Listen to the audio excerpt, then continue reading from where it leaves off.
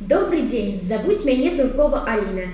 Я вучаніца 8 класа дзяржаўнай установы адукацыі сярэдняя школа номер 4 горада Нясвежа. Я хочу зачитать урывак з романа «Нельга забыть» Владимира Караткевича.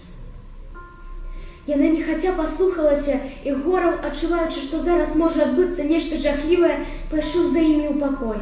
Зноў убачыў змучаны, без крывінкі твар.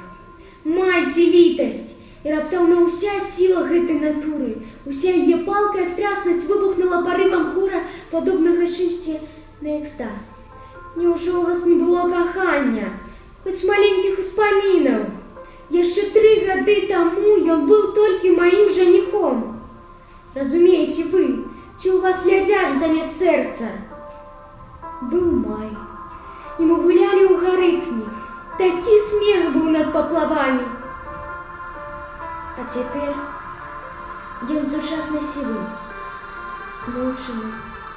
Яму нельга. І гэтыя словы вярнулі яе да прытомнасці. Ах вы, чаго вы варты? З невымоўнай пагардай сказала яна. Фронт забіў вашу душу.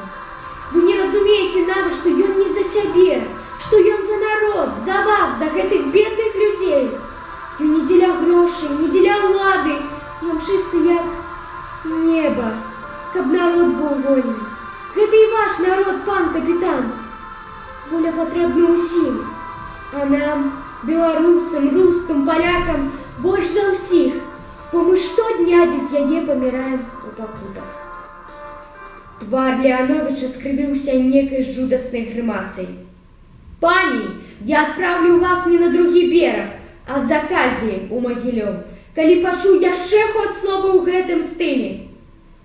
Жанчына паківала галавой.